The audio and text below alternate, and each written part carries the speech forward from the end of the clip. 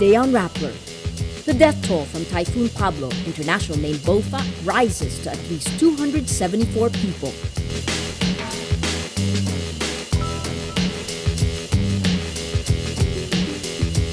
President Aquino says the government's priority is to rescue and care for evacuees in areas ravaged by Typhoon Pablo.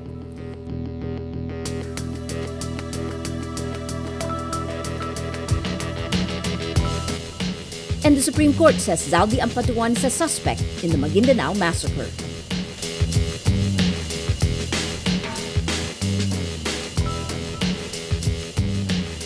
Hello, I'm Maria Ressa. Welcome to Rappler, your social news network. The death toll from Typhoon Pablo, international name BOFA, rises to at least 274 Wednesday, with hundreds still missing.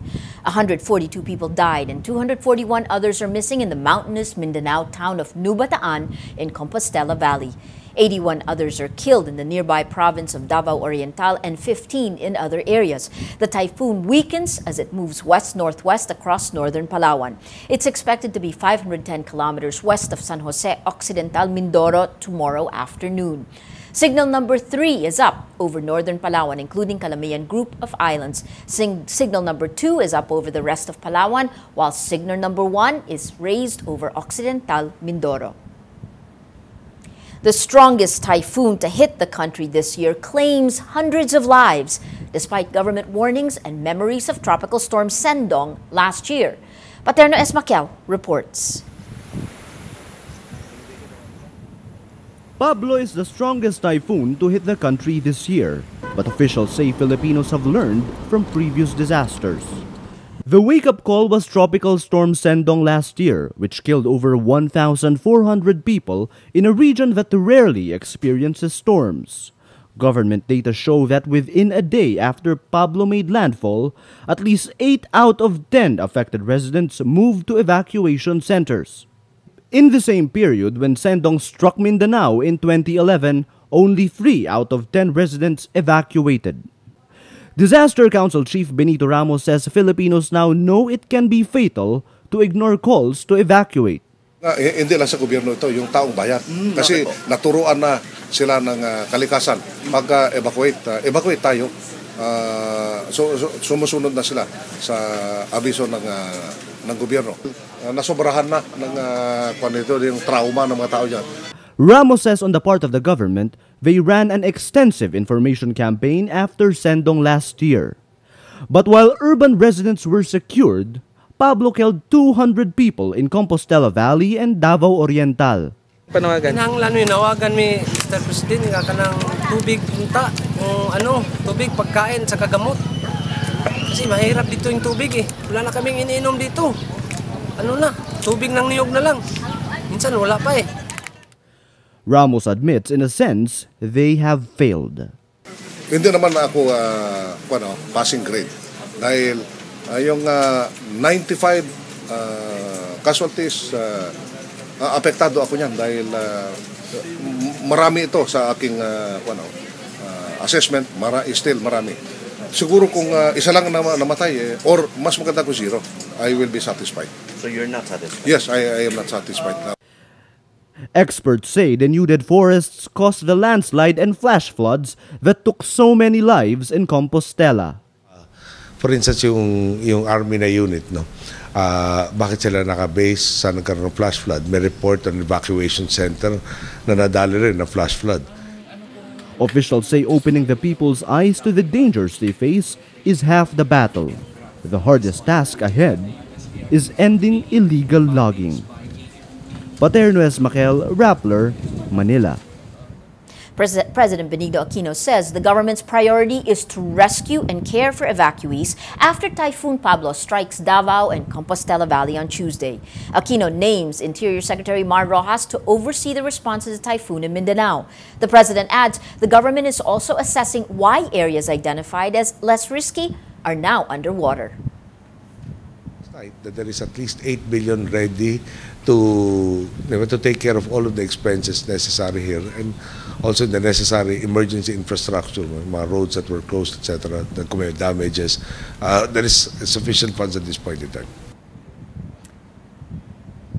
The Supreme Court denies with finality the petition of former autonomous region in Muslim Mindanao Governor Zaldi Ampatuan to be removed as a suspect in the Maguindanao massacre. On November 14th, the Supreme Court Third Division junked Ampatuan's motion, which questioned the court's earlier resolutions in June and August. In its June resolution, the High Court upheld a Court of Appeals ruling, which included Ampatuan as one of the suspects in the 2009 killing of 58 people. Andal Ampatuan Sr. and Andal Ampatuan Jr. are also charged with murder for the massacre. The Supreme Court upholds a regional trial court ruling clearing Senator Panfilo Lacson of murder charges in connection with the Curatong Baleleng rub-out case. In a November 13 decision, the court affirms the ruling of Judge Maria Teresa Yadao of the Quezon City Regional Trial Court, Branch 81.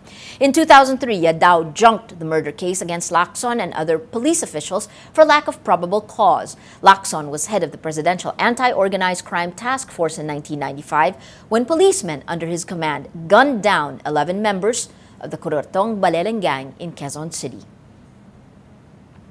120 residents from Casiguran, Aurora marched to Manila to protest the Aurora Pacific Eco Zone and Freeport Authority. Locals go through the 350-kilometer march, hoping the government hears their plea. Bea Cupin reports. This is 8-year-old Norman, an Agta Dumagat from Casiguran, Aurora. He lives along the shores of Barangay San Ildefonso in Casiguran. But today, his playground is the seminary in Cabanatuan City, 220 kilometers from home. Norman is here with 118 other residents. They are on the 10th day of a 350-kilometer march from Aurora to Malacanang. They started marching on November 24 to protest the Aurora Pacific Economic Zone and Freeport Authority. APECO is a 12,000-hectare special economic zone that covers 5 barangays. It is the brainchild of the Angaras of Aurora. The Angaras, Senator Edgardo Angara, Aurora Representative Sonny Angara, and Governor Bellaflor Angara see the eco-zone will provide jobs for Aurora residents. But marchers say it is legalized land grabbing. Ay pinipilit niya pong bilihin sa amin ang lupa ng aming sinasaka sa halagang 60,000 per hektarya lang po. Ang sabi ko po ay hindi ko binibinta ang lupa namin kasi po ang lupa ay ang buhay. Paano po kung kukunin nila sa amin niya, paano na ang pamilya ko para na nilang pinatay kami? They are against the kind of development APECO will bring. Amin pong mga mangingisda, nagkaroon na po kami ng agam-agam pagkatakot dahil ang aming pangisdaan ay maaring mapulyot gawa din sa Freeport na pinatayo nila. The walk takes them across different terrain, from unpaved roads to steep mountainsides. They have over 140 kilometers left in their march. It hasn't been easy, but despite all odds, spirits remain high. Nung una, nakaramdam ako ng takot, kaba. Pero nung pagdating ko sa kalsada, ay maraming pumapalakpak. Aba, ay marami palang sumusuporta sa amin. Kaya naalis yung kaba ko. The fisherfolk, farmers, and indigenous peoples of Casiguran are hopeful the march will be worth it. After all, it's about standing up for their land, their livelihood, and the future their children deserve. Bea Cupin, Rappler, Cabanatuan City. The head of a state-run pension fund says the strong investment interest toward the Philippines is benefiting the government service insurance system. GSIS President and General Manager Roberto Vergara says the record-breaking performance of the local stock market is trickling down to the beneficiaries of the pension and insurance funds that GSIS is managing for government employees and institutions. He says, quote, "There are a lot of investors who want to get in. With the possibility of us getting investment grade next year, we can see a good run-up." The GSIS netted 46.4 billion pesos in the first 7 months to July, reflecting a 14% increase from a year ago's 40.7 billion pesos. Well, let's now look at Rappler's Wrap for today, a list of the 10 most important events around the world you shouldn't miss. At number 4, Egyptian riot police clash against thousands of protesters gathered outside the presidential palace in Cairo, angry about what they call a dictatorial rule by President Mohamed Morsi. The president flees the palace through a side gate. The palace is now cordoned off with barbed wire. Last month, Morsi put in place a new law that would protect presidential decrees from being overturned. The law also protects a council that will draft a new constitution. Morsi calls for a referendum on the draft constitution on December 15, but opponents say he's rushing the matter. At number 5, Iran claims it captured a U.S. drone that entered Iranian airspace over the Persian Gulf. A U.S. defense official denies this, saying it's accounted for all U.S. Navy drones operating in the Middle East. Iranian officials identified the drone as a Scan Eagle, an unmanned aircraft with a wingspan of about 10 feet capable of flying for 24 hours without refueling. It's used in the military for surveillance operations. At number 6, U.S. President Barack Obama says he's willing to consider new options to avoid the fiscal cliff, but he says any deal should include higher taxes for the rich. Republicans criticize a previous plan by the Obama administration, calling it a step backwards in terms of negotiations.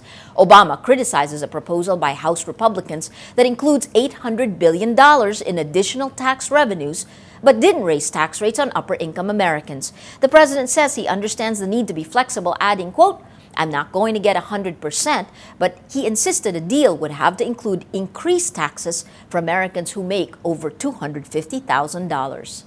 And at number 9, texting celebrates its 20th birthday on Monday. On December 3, 1991, British engineer Neil Papworth sent the first text, "Merry Christmas," to the mobile phone of Vodafone executive Richard Jarvis. At that time, it was intended as an easy way for staff within a company to send messages to each other. 1 year later, Nokia introduced GSM handsets, which supported the short message service. The rest, as we know it, is history. SMS usage continues to increase worldwide, even as more smartphone owners use competing services like BlackBerry Messenger and Apple's iMessage. For the full top 10, visit Rappler.com's The Wrap. Every story on Rappler has its own mood meter, which gives you 8 emotions to choose from. Click how you feel, and your vote comes down to the middle of the front page to Rappler's Mood Navigator, which crowdsources the mood of the day. It gives you the top 10 stories which have gotten the most votes on the mood meter. If we take a look today, there are 3 major emotions dictated, pushed by only 2 major stories. The first, Pablo, Typhoon Pablo, photos. Most terrifying typhoon I've seen, 74% sad. Pablo, at least the death toll, this was yesterday going into today, it went into the hundreds, 82% sad.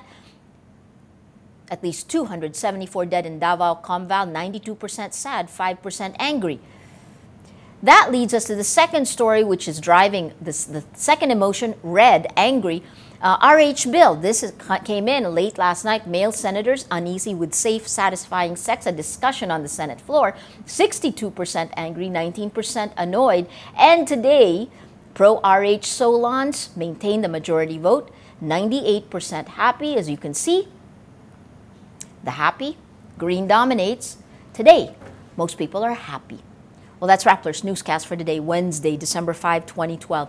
Visit Rappler.com and watch our newscast Monday to Friday. Tell us how you feel on our mood meter and help us crowdsource the mood of the day.